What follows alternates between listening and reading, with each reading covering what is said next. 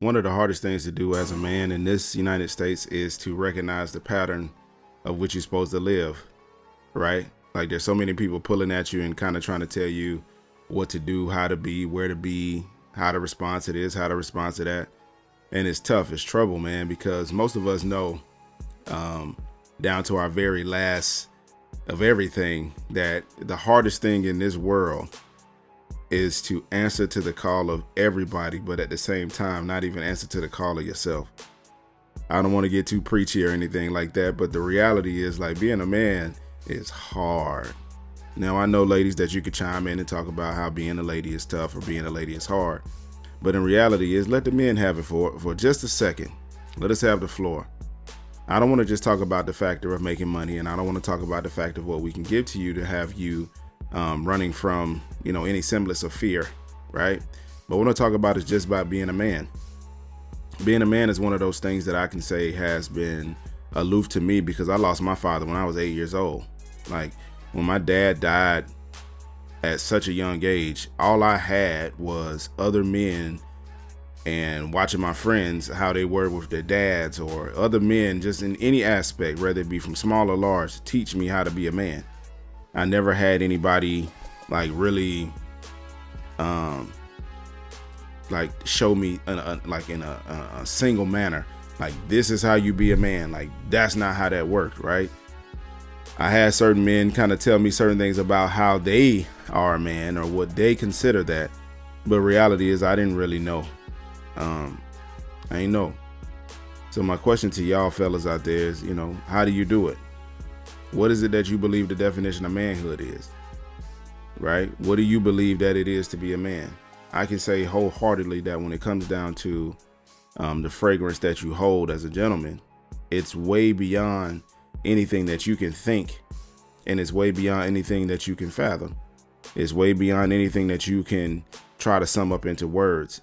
And if you don't know what it is to be a man, then I'm not trying to say this is the place for you, but I'm trying to say this is the place where we're going to figure this out, not just together, but we're going to figure it out on a step-by-step basis. So far in my life, the biggest thing I've understood about being a man is that you got to stand on your own 2 feet. You got to be able to do things on your own. You got to be able to think on your own. You got to be able to provide for everybody. And you got to be the answer in the sense of not like God, but you got to be the answer in the sense of when people seem lost. You can't be lost. You can't be soft. You can't be anything other than the man, right? It's almost like a form of toughness. It's almost like a form of like, this is what you got to be like all the time. And just to be quite frank with you, like that junk get tiring. It gets tiring, fellas, because sometimes the way that you're visualized to be or told to be doesn't align with what society actually is, and it also don't align with what capitalism is, right? Some of us, and I can almost say maybe 75% of us, are doing things that we don't necessarily want to do because, let's be honest, you got to make money. You got to pay your bills. And, if you don't pay your bills on time, you already know what that comes with. So there's a pressure right there already for y'all gentlemen who still living with, somebody and you ain't got to pay bills. Hey, maybe I can say a time is coming. I don't necessarily know what the future holds, but a time is coming where the expectation for you is going to be to pay, to handle, to think about it. And you got people around you who may be bewildered. Now there's, out of that 75%, there's roughly, I don't know for sure, but maybe 25 to 30% of us who's got a lady with us or a partner, whatever, who really has our back, not just in the sense of money, but truly in the sense of understanding that you're not going to know what to do every single time just because you walk around with an elephant trunk in between your legs, right? Pause. Reality is most of us gentlemen don't know what we doing. Like that's our reality. Like most of us don't even know what we're doing, to the point where we truly gotta be like, you know what, bruh, hey, I ain't gonna flex with you, man. I don't know what to do. Now, how many of y'all out there can say that you've ever had that conversation for real? Like, I don't know what to do. How many of y'all can honestly say that you've gone to your homeboys or had a real conversation with some fellas and told them, like, I really don't know what I'm doing, or how to do what I want to do, or how to make that next step, or how to do that next thing? I'm gonna be straight with y'all. I have. And the reason I've had to do that is because, reality slaps me in the face all the time of like, some of this stuff is way bigger than I can handle. Like, and I don't know if that makes me quote unquote less of a man, but I do know for a fact that once I go to somebody and let my pride down, then I'm able to actually learn something and do something better for the people who are affected by my quote unquote manhood, And I also don't know what it is for me to be a man when so many people around me are shifting that goalpost over and over and over again. And then it's almost like, just shut up already. You just want to stop the noise. You don't want to deal with it. And I think most of us can honestly say that when it comes down to being a gentleman, when it comes down to being a man, like for real, there's nothing out here in these United States as of right now that will prepare you for it, because most gentlemen or men are only a semblance of the money for which they contain, or the money of which they obtain. It's no longer about your skill set. It's about, bump your skills. What about the money? Like, give me the money, give me the money. And what that is just the driving force of capitalism, right? To keep you chasing things, to keep you going after stuff, and to keep you being like, just a burden to yourself and a burden to your family. Because if you chasing that bread, fellas, if you chasing that bread, you already know, like, everything becomes second nature, like not second nature. It becomes like second to you. Family, friends, like, you chasing that bread, you trying to do that so you can get to where you got to be in order for other folks to basically leave you alone. It's almost like everybody in your life feel like they're a bill collector and they just after your bread. They just want. And so you put your head down and you go do what you got to do. And you hope that when you lift your head up this one time, that it's going to be somebody on the other end of them eyes just looking at you, telling you thank you, or looking at you, telling you I appreciate you, or looking at you, understanding what you're doing. Not somebody who just going to give you the tie and the socks, you know what I'm saying? But a real appreciation for what it is that you have to go through in order to get to where they want you to be in the semblance of their life.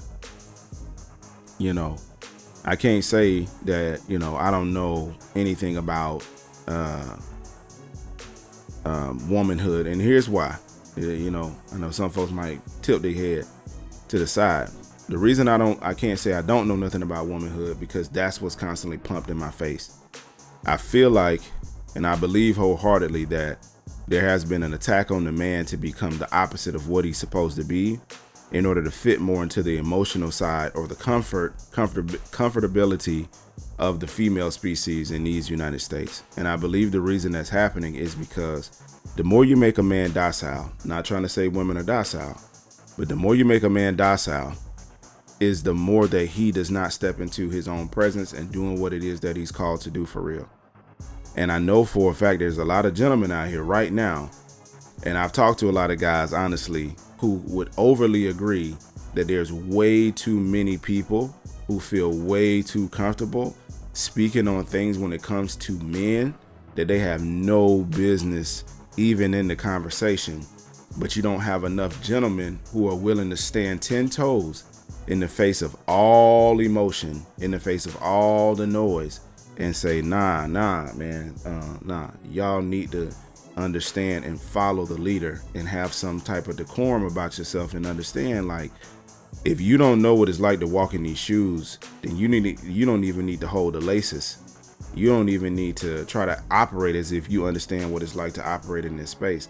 So I say that to say, I think it would behoove both parties to understand one another versus be toxic in the sense of, well, I'm a woman, so I know this, and I'm a woman and I know that, and blah, blah, blah. Reality is nobody knows everything about the other. I have an idea about womanhood because it's constantly pushed in my face, but I don't think in the reverse that a lot of women have an idea what it is to be a man or have an idea what it is to have a man in their life. Some women reference their father and they reference their dad in such a way based upon experience of somebody who they necessarily either thought they are a good dad, but they lack a little bit of capability. So you hear it in their voice. You hear it in how they speak about their father. Like, he's cool. But then when it comes to mom, it's almost like she's guarded from what she does wrong. And I believe that's because we understand that if we go to dad, we can approach dad and punch on him because he's a little bit tougher to handle the quote unquote abuse, right? In the sense of what it is that a person is saying to us. But if we go to mom with that, maybe mom might not be able to handle that, just as good. So a lot of folks end up being proverbial punching bags. Like a lot of men, end up being proverbial punching bags for the family because it's very easy to blame dad. Why? Because most of the time dad ain't got too much to say or too much to offer when it comes down to all of these back and forths. We're more so based upon the fact that we really want to get to a solution. Now, it's not that men don't have emotions, and I hate to have that conversation, but it's the facts that most gentlemen truly don't have the patience to argue back and forth with all of these opinions and thoughts. Most men really want to hear hard facts and hard truths. And the truth of the matter is most people don't want to deal in hard facts and hard truths. This is why politics is such a hard game amongst people down here, because you really, really, really got to brainwash a gentleman in order for him to believe that you're telling the truth.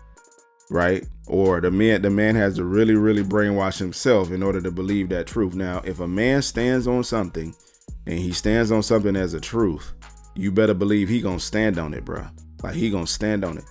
And I'm gonna say this, not delicately, but I'm gonna say this as it is. Ain't no man in this world should be controlling what another man thinks, how he operates, how he moves, how he shakes. That should not be happening. Ain't no man on this world should be controlling how anybody do it. I think the semblance of a man that we all should be is to be what we're supposed to be how we're supposed to be in 100% genuine ways. I don't know proper words all the time, but be 100% genuine in how we're supposed to be and allow everybody else around us to follow suit based upon the actions that we set forth. Now, speaking is also an action. Your mouth moving, words coming out, that's also an action. It's the same as action without words is action. It's still an action. So I think it behooves every man to operate in that space as he is. And then when it comes down time for him to speak on it, it has that much more fervor because he's doing the very thing he's speaking on. Now, there's going to be times when we face things as gentlemen too that we ain't really going to know. Fellas, like, we can't act in that way. We don't have the ability to be able to do the very thing that we about to give advice on, but we do have something we can point to and say, this is how I do this. And this is how I believe this lines up. Now, one thing I can say about this, and this is how I'm gonna close it out for me, fellas, with all due respect, I don't know what you believe in, who you believe in or what, but I know every man that wants to be a leader. You want to lead your household down a better path. You want to lead your life down a better path. You got to have a leader. And I ain't talking about in another man. I'm talking about in a higher being, a higher power. Me personally, my belief is in God. I believe in God. I believe in Jesus Christ. You got what I'm saying? So that's my leaders. That teaches me how to lead. That teaches me how to be more of a man. And the reason I'm talking about this, kind of random, if you will, is because this is what plagues my mind. So I know for a fact if it's constantly on my mind, I believe wholeheartedly it's something that God wants me to talk about. So I'm speaking to y'all on it, and I'm talking about it in such a way that I pray and I hope that it's able to get out to the masses and be able to be a message that's heard and seen versus somebody just turns a blind eye. But either way, I appreciate y'all sticking around and listening to me. If you like it, love it, subscribe to it, man, and leave a comment for your boy one time. Peace.